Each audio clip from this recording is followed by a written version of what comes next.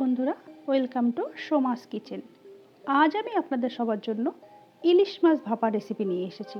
তাহলে আপনারা চলুন দেখে নিন এই ইলিশ মাছ ভাপাটা আমি কিভাবে করি। এর জন্য আমি 4টে ইলিশ মাছের পেটি নিয়ে নিয়েছি, 2টো কাঁচা লঙ্কা চিড়ে নিয়েছি, আর এখানে 4 টেবিল স্পুন পোস্ত, 2 টেবিল স্পুন সর্ষে আর 2টো কাঁচা লঙ্কা বেটে রেখেছি লবণ দিয়ে। এখানে সামান্য লঙ্কার গুঁড়ো, হলুদ গুঁড়ো, জল ঝরানো টক দই আর লবণ নিয়েছি।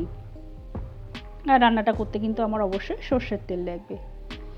এখন আমি একটা বাটিতে এই ইলিশ মাছগুলো নিয়ে নিলাম। এরপরে ইলিশ মাছগুলোকে আমি লবণ হলুদ দিয়ে খুব ভালো করে মেখে নেব।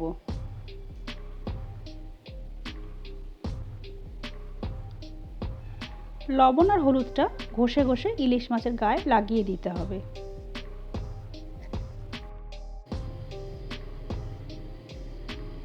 এরপরে যে টিফিন বক্সে ইলিশ মাছটা ভাপাবো সেই টিফিন বক্সটা নিয়ে নিলাম। এর ভেতরে 2 টেবিল স্পুন মতো জল ঝরানো টক দই দিয়ে দিয়েছি। এরপরে এর ভেতরে যে সর্ষে, পোস্ত আর কাঁচা লঙ্কাটা বেটে রেখেছিলাম সেটা দিয়ে দিলাম। সর্ষে পোস্তটা বাটার সময় আমি কিন্তু সামান্য পরিমাণে লবণ দিয়েছিলাম। এরপরে আমি এর ভেতরে পরিমাণ মতো হলুদ আর লবণ দিয়ে দেবো। তবে লবণটা দেওয়ার সময় কিন্তু একটু খেয়াল করে দিতে হবে, কারণ যেহেতু সর্ষে বাটার সময় আমি লবণ দিয়েছি আর মাছ মাখানোর সময়ও লবণ দিয়েছি, তাই লবণের পরিমাণটা কিন্তু একটু আন্দাজ করে দিতে হবে। এরপরে আমি এর ভেতরে কিছুটা কাঁচা সর্ষের তেল দিয়ে সব মশলাটাকে খুব ভালো করে মেখে নিলাম। এরপরে যে ইলিশ মাছটা লবণ হলুদ দিয়ে ম্যারিনেট করে রেখেছিলাম সেটা এর ভেতরে দিয়ে দিলাম। এখন এই সমস্ত মশলাকে খুব ভালো করে ইলিশ মাছের গায়ে মাখিয়ে নিতে হবে।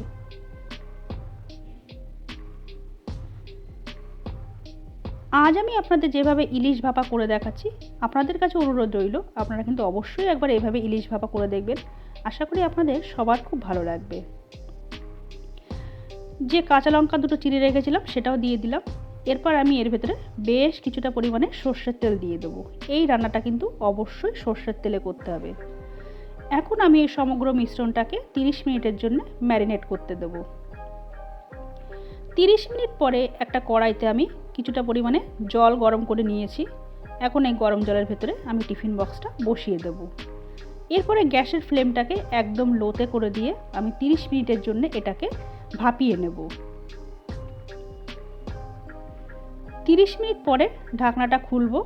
ইলিশ মাছটা আমার একদম রেডি হয়ে গেছে। তবে আমি এখনই এটাকে তুলে নেব না। এখন আমি গ্যাসের ফ্লেমটাকে অফ করে দিয়ে এই অবস্থায় আমি এটাকে আরও 15 থেকে 20 মিনিট রেখে দেবো। তাহলে বন্ধুরা, আপনারা দেখলেন তো আমি কত সহজে ইলিশ ভাপা বানালাম। এটা কিন্তু গরম ভাতের সাথে অসাধারণ লাগে খেতে। আপনারা কিন্তু অবশ্যই একবার এই রেসিপিটা বাড়িতে করবেন, আর খেয়ে কিন্তু আমাকে কমেন্টস করে জানাতে ভুলবেন না আমার আজকে এই রেসিপিটা আপনাদের কেমন লাগলো। আপনারা দেখেই বুঝতে পারছেন ইলিশ ভাপাটা কত সুন্দর হয়েছে, আর মাছটাও কিন্তু খুব সুন্দরভাবে সিদ্ধ হয়ে গেছে।